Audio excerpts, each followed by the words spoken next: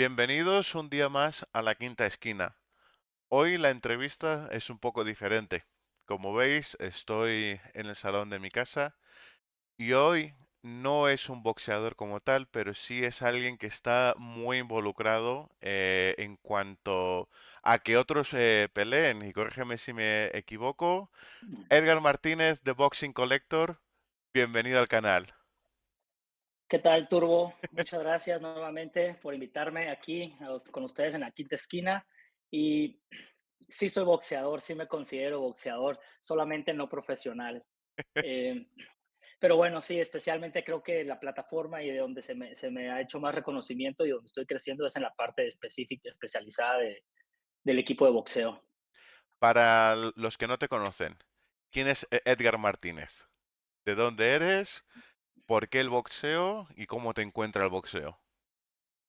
Bien, bueno, pues tal cual, mi nombre es Edgar Martínez, soy mexicano. Tengo 34 años y bueno, comencé con esto del boxeo, curiosamente, interesantemente, como son las destino de la vida para muchas cosas, simplemente practicándolo por pasión al arte. Hace 12 años, tenía alrededor de 21 años, cuando comencé a practicarlo, me apasioné tanto y dentro de ese camino de estar apasionado con el boxeo, sin nunca considerar en realidad hacerlo de manera profesional, porque pues a mis 20 años yo sentía que ya iba un poco tarde para esa carrera, pero sí con la obsesión de ver cómo incluirme dentro del boxeo. Y entonces fue que, gracias a mis entrenadores en Ciudad de México, que es donde yo estuve 9 años allá, y es donde comencé a boxear y donde comencé con esta carrera del boxeo, es que ellos me inculcaron, fui aprendiendo más bien las características, las grandes características particulares que tiene el equipo de boxeo mexicano. Y pues bueno, ahí fue que yo también soy de IT, tecnologías de información, y entonces ahí traigo un poco el perfil de emprendedor con el tema de que conozco temas digitales.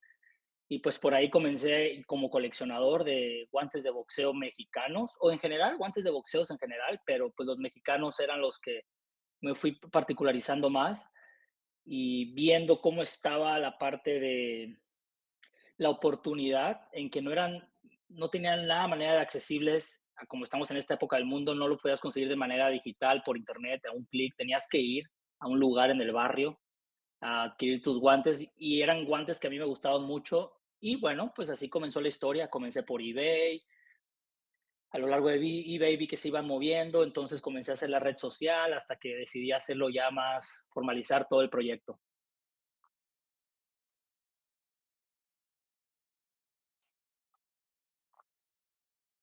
En el boxeo, ¿no? El apuntarte a un gimnasio. Tú eres el primer emprendedor al que entrevisto en el canal. ¿Cómo es o sea, cómo es esa mañana en la que te levantas y dices, oye, yo quiero vender esto? Como bien has dicho, identificaste una necesidad que era una plataforma digital o hacer más accesibles los guantes. ¿Cómo recuerdas ese primer día? Hombre, a lo mejor primer día es ser muy específico, pero ¿cómo recuerdas esa primera fase de hablarlo con familiares o con amigos o con los compañeros del gimnasio de querer arrancar este proyecto? Bueno, pues, digo, supongo que eso ya es de personalidades, pero en mi caso, y creo que quizás se comparte mucho con el tema de emprendimiento y también de la carrera de alguien que quiere probar algo como lanzarse a campeón mundial, pues es una combinación de temor con emoción para bien. O sea, a fin de cuentas, se te cruza por la cabeza todo lo lejos que puedes llegar con todos los sueños de donde visualizas ese proyecto, pero a la vez todos los temores de todo lo incierto y todo lo desconocido que se te puede cruzar en el camino. Muchas veces se presentan esas cosas, muchas veces no, muchas veces te presentan cosas que ni imaginabas. Entonces creo que es esa combinación de emociones.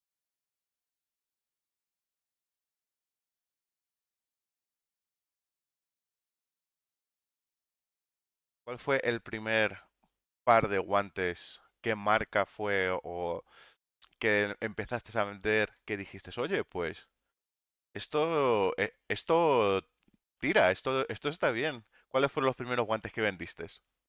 Sí, mira qué interesante pregunta porque me hace recordar, es un par de guantes que se llama López, que viene de la familia, es de Cepol. O sea, López es Cepol alternado y la marca Cepol la fundó el padre de lo que es López y de ahí sus hijos, sus familiares, cada uno tienen como 4 marcas que nacen de Cepol. Cepol tiene mucha historia. Fue un productor, si no me equivoco, que él comenzó, el fundador de Cepol comenzó produciendo para una marca muy reconocida con historia en México y en el boxeo que se llama las 2M.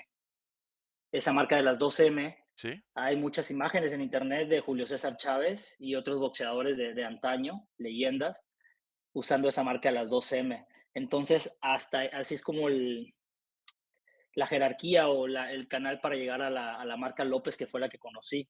Y entonces, aparte que los guantes me encantaron, eran muy únicos, muy auténticos, distintos, distintos a los que yo había utilizado en las marcas comerciales de Amazon y de Internet previamente, pero pues te conecta con toda esa historia, todo eso que trae de fondo que hace todavía sentir una atracción más al momento de usarlos. Me hace mucha gracia que menciones Cepol, porque bueno, aquí en el canal entrevisté a un boxeador profesional que se llama David Arteaga, y él es también un apasionado, pues no solo del boxeo, ¿no? Sino de lo que es también el mundo del guante, de la industria. Y él hace muchos años trajo aquí a España por primera vez los Cepol. Mm, Fue la misma persona en traerlos. Y hoy estaba comiendo con un muy buen amigo y me dice, pregúntale si siguen haciendo los de Paul, si sigue existiendo, porque los he probado y es que, ¡buah! No sabes cómo molan. Entonces, mira, mm. esa conexión. Esa conexión que dices tú, ¿no? De conectar con lo que otros han hecho, en ese proceso, ¿en quién, o sea, cuando tú empiezas a construir tu negocio y con ese reflejo del pasado, ¿en quién te vas fijando tú? O sea, ¿qué historia te inspiró más para seguir adelante con esta idea? Pues mira, la verdad creo que fue es un poco la conexión de distintos puntos. O sea, era la atracción a la historia, pero la historia la iba conociendo conforme iba avanzando en este camino. No fue como tal mi conocimiento previo de esa historia lo que me llevó al camino, sino fue el mismo camino de que me gustaba boxear. Comencé a involucrarme en comunidades digitales que existen comunidades digitales, foros y demás donde de coleccionistas de guantes de boxeos o apasionados del boxeo, pero que hablan mucho del distinto, las particularidades de los guantes. Y entonces ahí es donde comenzaba a escuchar las historias o hablar de cada marca. Y entonces ya físicamente, cuando yo iba a conocer alguno de estos talleres, ellos me platicaban la historia y es donde todavía hacía más sentido, generaba más curiosidad y emoción toda esa conexión. De, no, un poco más de visualización a los que nos están viendo. Tú actualmente, en tu página web, tienes guantes como Bayonetta, No Boxing No Life. El, ¿qué productos tienes ahora mismo? Porque son, si no me equivoco, todos de talleres pequeños, ¿verdad? O sea, no son sitios de grandes tiradas. Así es. Sí, de hecho, casi que de las pocas marcas reconocidas mexicanas que no ofrezco es porque ya cuentan con esa digitalización, globalización. No sé si deba mencionar el nombre, supongo que la conoces, la del King, Cleto King, por decirlo de una manera. Esa no la distribuyo y eso justo porque esa marca no sentía que tuviera esa necesidad, ni los consumidores más bien principalmente ya tenían acceso a ella. Entonces sí, casi todos los talleres y marcas con las que trabajo y principalmente con las que comencé trabajando eran talleres muy pequeños, talleres locales que quizás sus guantes pueden estar en algunas partes del mundo muy remotas, pero para que llegaran a esos lugares eran de manera muchas veces era alguien local que iba al barrio a comprarle y se lo enviaba a su conocido o al extranjero que quería ese guante en particular. Entonces sí, son talleres boutique todos, ya nada más a lo largo del tiempo, y bueno, y marcas, pues es López, Boxeo, Campeón, Casanova, Classics, por ahí se me deben de estar No Boxing No Life, Bayonetta, No Boxing No Life y Bayonetta son marcas más recientes, más innovadoras, por decirlo de un adjetivo, pero las otras marcas que mencioné antes, y quizás Hernández, se me van a estar olvidando algunas que también las distribuyo, pues ya simplemente me he ido adaptando a la demanda de los consumidores en las marcas que más solicitan, pero seguimos ofreciendo estas ya nada más sobre un esquema más de sobrepedido. Estos pequeños talleres, ¿cómo contactas tú con ellos? ¿Te presentas en los talleres y hablas con ellos? ¿Hay una red de contactos detrás? ¿Cómo es ese proceso de contactar, ¿no? con el pequeño fabricante? Ya, bueno, pues al inicio es por medio de mi entrenador, el que era mi entrenador en Ciudad de México, que fue mi entrenador como por 6 años, 8 años. Él fue el que me llevó directamente a conocerlos, me los presentó, presencialmente me los presentó, y bueno, ahí hice la conexión con dos, tres marcas, talleres en su momento. Ya después, conforme fui agarrando ritmo, bueno, ya yo ya sabía de los demás talleres o iba dando con los demás talleres y ya yo por cuenta propia me iba acercando. Muchas veces era pues por celular y ya coordinaba, ya cuando comenzábamos, ya cuando nos habíamos presentado, pues ya iba y los conocía y reforzar la relación. ¿Has encontrado dificultades a la hora de explicar tu modelo de negocio a estos talleres pequeños? ¿Ha habido esas barreras de entradas, a lo mejor diferencia generacional o que no vieran la utilidad como tal de ello? ¿Te has enfrentado a eso?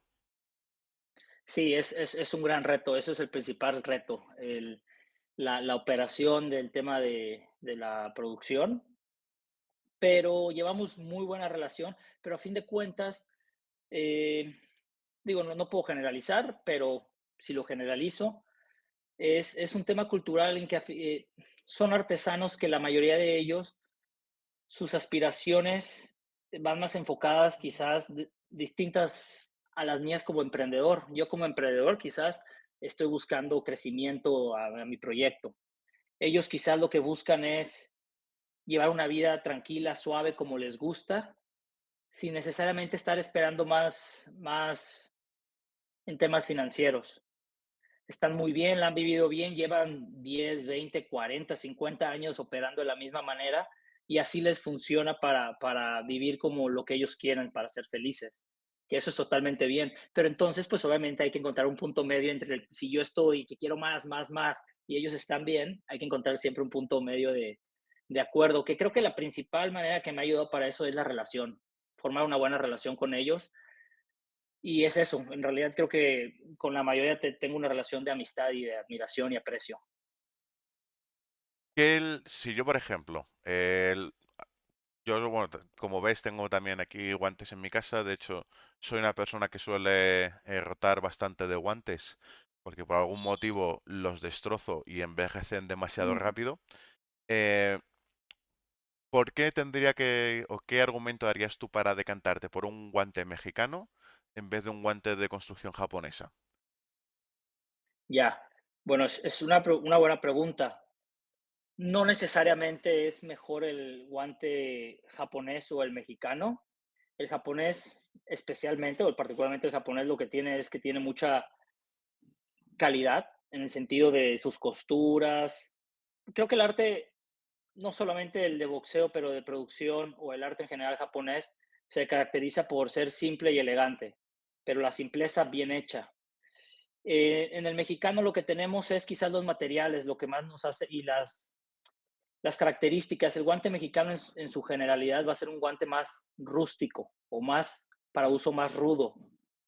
A fin de cuentas, en México, el boxeo en general en todo el mundo viene de ser un deporte de barrio o de bajos recursos en su mayoría en su momento. Se ha ido modernizando, pero más en México. En México, el deporte del boxeo todavía tiene mucha área de oportunidad de apoyo. Y entonces, la gente, el ingreso promedio en México no da para tener un guante para hacer sparring, otro guante de otro color porque me gusta, otro, es un guante y con ese guante le das a tope 5 años hasta que ya parezca un pañal roto. Entonces, así es la característica principal o el propósito con el que están hechos la mayoría de los guantes mexicanos. Es piel gruesa la mayoría de las veces, costura gruesa, no necesariamente es una costura recta y muy bonita y precisa como lo viene siendo el japonés. Se usa látex en su mayoría, es el relleno particular que identifica mucho a México, es el tipo de látex como se produce en México.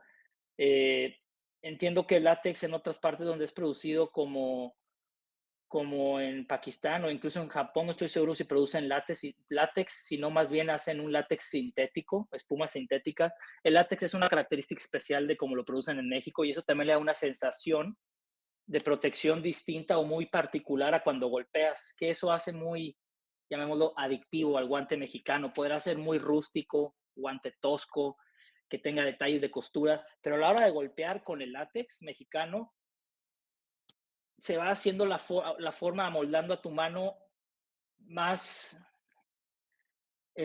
más, ay, se me fue la palabra, más atractiva para el boxeador, que no sé, supongamos un guante japonés, si bien te va a brindar una protección excelente, pero el relleno va a estar siempre, o sea, protege, pero no te da una sensación en la mano en que se adhiere a tu puño y se forma a tu puño exactamente. El amoldeo que genera el látex es muy particular. Por ser un poco romántico, eh, te vas haciendo uno con el guante, ¿no? Es lo que entiendo, Así es. que el guante Sí. es tuyo, es Y tuyo. otra particularidad del guante mexicano es el folclore de las combinaciones de colores.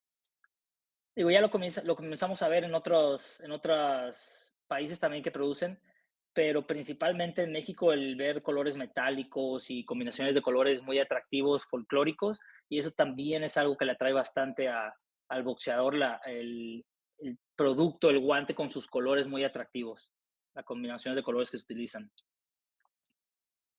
El- Hemos hablado de guantes, vamos a hablar un poco de boxeadores. Eh, Claro, Boxeadores, actualmente boxeadores mexicanos, no podemos evitar hablar de Canelo, además, sobre todo cuando tú llevas su marca, cuando vendes su marca No Boxing No Life. Eh, así es. en el pasado tuvimos a Julio César Chávez, que marcó una época. ¿Cuál va a ser el futuro del boxeo mexicano para ti? O en tu opinión. Ya, mira, qué bien esa pregunta, el futuro. Pues al que veo más fresco en ese camino, creo que, o sea, hablando mexicano viviendo en México específicamente, pues yo creo que a Mujía es al que veo más fresco en ese camino. Obviamente está David Benavides, Sí, que ese es un también mega prospecto, más no sé en qué categoría lo pongamos a él, si bien es de raíces mexicanas y lo consideramos sí, mexicanos, pero bueno, a fin de cuentas es mexicoamericano, ¿no? Creo. sí. Eh, Entonces, mexicano 100% sería Jaime Mujía, en mi opinión, el que está más encaminado a esta trayectoria. Cuando ves, siempre, y pregunto esto porque siempre hay esa conexión, ¿no? O por ejemplo, en el caso de No Boxing No Life, No Boxing No Life apuesta por los boxeadores mexicanos. Siempre que ves una gran pelea, pues oye, me voy al ejemplo del Canelo.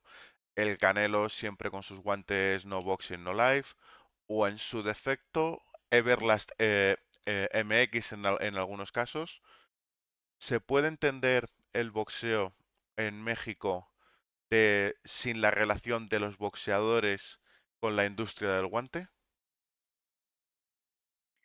Sí, sin duda, yo creo, hay mucha gente quizás que no está tan metida en el boxeo, pero cuando hay una pelea, digamos, de Julio César Chávez en su momento o del Saúl Canelo Álvarez en este momento, puede ver las peleas y no tiene ni idea de los guantes de boxeo o de las marcas.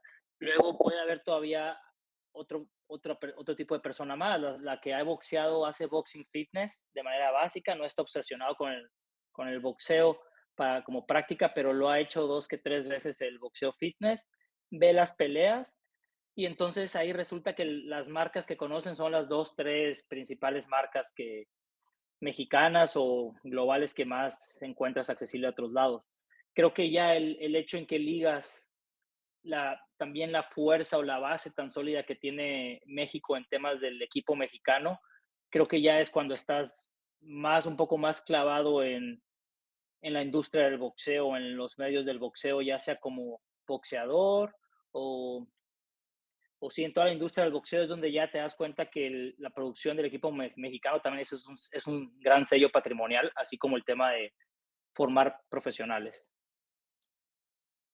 El, entiendo que, o corrígeme si me equivoco, que cuando compramos guantes o se compran guantes de talleres pequeños, eh, las calidades respecto a una producción en cadena va a ser muy favorable, ¿no? O sea, va a ser siempre mejor un guante un guante de taller en cuanto a calidades que un guante que se produce masivamente. Creo que en ese aspecto ahí no cabe duda de eso. A la hora de comprar ese guante de un taller pequeño que a lo mejor no tienes tanto acceso como para ver una calidad, ¿qué puntos recomendarías tú que se fijase la gente a la hora de comprarlo? Reviews online, intentar contactar con coleccionistas, cómo se puede facilitar esa venta del producto de taller pequeño. Ya, sí, mira, qué interesante pregunta, porque quizás no lo había pensado ese. Pues creo que primero debe partir de la parte del consumidor o quien lo está buscando, que tenga cierto tipo de atracción o interés a probar guantes de este tipo de, digamos, de cultura o de raíces mexicanas o del tipo japonés o del tipo hecho en Pakistán. O sea, creo que sí debe de partir de la curiosidad del que lo está buscando, pero también justo, bueno, directo a tu pregunta, pues yo creo que en internet, reseñas, también acercarse al vendedor, porque cada boxeador puede tener distintos gustos y preferencias de cómo le gusta que le quede un guante. Entonces yo me puedo que poner un guante que me queda la mano súper volando por dentro, pero que el relleno es muy sólido o muy denso y a mí me puede encantar y yo puedo decir que es el mejor guante, pero puede que alguien más se lo ponga y no le gusta que le quede tanto espacio en la mano, no le gusta que el relleno se sienta tan denso y para él puede ser un mal guante. Entonces también es muy relativo en ese aspecto. Y entonces, siguiendo tu pregunta, es acercarse al vendedor, acercarse a las reseñas que hay en Internet, pero las reseñas en Internet muchas veces pueden confundir, porque a fin de cuentas acostumbramos a describir con base a, las preferencias personales que cada quien está redactando. Entonces creo que lo primordial es que el consumidor o la persona que está buscando adquirir un guante tenga claro lo que le interesa de un guante, cómo sentir. El tema es que si nunca te has puesto un guante, pues yo creo que es una moneda al aire que hay que explorar. Explorando se aprende. Para ir, nos acercamos ya al cierre de la entrevista. Lo primero, antes de acercarnos al final, quiero decirte que me gusta mucho el concepto de Boxing Collector. Creo que el cuidar o el ayudar al taller pequeño para que siga siendo relevante en este mundo digital es una misión muy maravillosa y de verdad que simplemente por eso me alegra muchísimo que hayas decidido montar esta iniciativa. Como te, he Muchas com- gracias, Turbo. como te he comentado antes de empezar la entrevista, te tengo que preguntar a quién tienes tú en tu quinta esquina de la vida. Vale.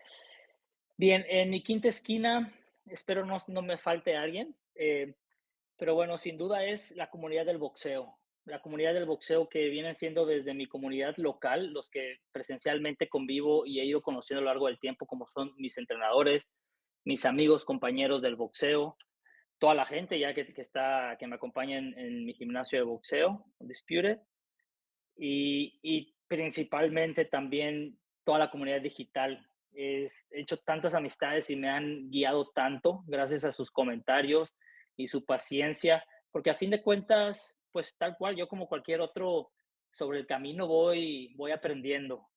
Entonces hay veces que el que la gente está tan abierta a seguir ese camino, acompañarme en ese camino, me brinda muchas ideas, comentarios, críticas constructivas que te ayudan bastante a encaminar y solidificar más ese camino.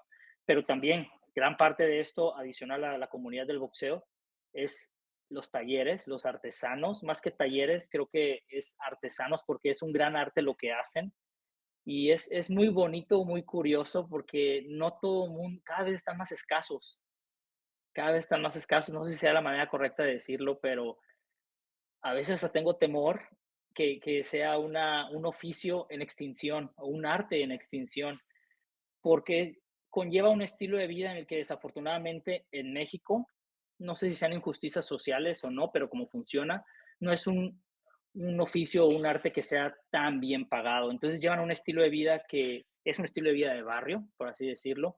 Lo interesante es que mientras que ellos sean felices, van a estar ahí, pero a fin de cuentas creo que agregan un valor bastante, bastante más grande del que quizás reciben económicamente. Eso al final es una pena, ¿no? Por justo lo que comentas. Es arte. El boxeo es arte. Ya, mira, me pongo poético otra vez. El boxeo es arte y los pinceles son los guantes. Si al final dependemos únicamente de los grandes nombres, creo que todos, yo incluido, que vivo en España a 7.000 kilómetros de México, creo que al final estaremos perdiendo algo muy importante en el boxeo, ¿no? Que es la singularidad, ya no solo del boxeador, sino la singularidad del artesano que ha hecho el guante, que hace que ese boxeador boxee así. Entonces creo que volviendo a lo que dije antes, creo que esto ojalá siga incentivando, porque ayudar seguro que está ayudando a dar ese alcance, ¿no? Y que podamos seguir disfrutando guantes mexicanos que a la hora de comprar eh, tengamos la oportunidad de decir, pues mira, esto es un guante mexicano, esto no es lo que te compras en una tienda de deportes, no, no, esto es un guante mexicano Así es. y que eso que nos dure mucho tiempo. Edgar, para cerrar, una frase que le quieras, o una frase o algo que le quieras decir a la audiencia. Bueno, no vengo preparado con eso, pero bueno, pues algo simple y quizás muy repetitivo, muy escuchado ya, pero vamos a poner en relación al boxeo, no se rindan para cualquier sueño o cualquier proyecto que tengan, igualito que en el boxeo, te tumban, pero eso no significa que pierdas la pelea. E incluso puedes perder una pelea o una batalla y eso no quita que vas a llegar a ser campeón. Entonces, pues así es esto, así es el proyecto en el que estoy, el camino en el que estoy. No todo el camino es bonito, hay que saber disfrutarlo, hay muchos temores y retos en el camino, como todo en la vida. Entonces, nadie es único en ese sentido, así que no hay que rendirse. Edgar, muchísimas gracias por tu tiempo. Ha sido una entrevista maravillosa. Además, hemos hablado bastante fuera de cámara, así que Mm. yo creo que esta es una relación que creo que vamos a seguir cultivando. Al resto de vosotros os contaré cómo todo esto va evolucionando en los próximos capítulos de La Quinta Esquina. Un abrazo, chicos. Turbo, quinta esquina, mucho gusto.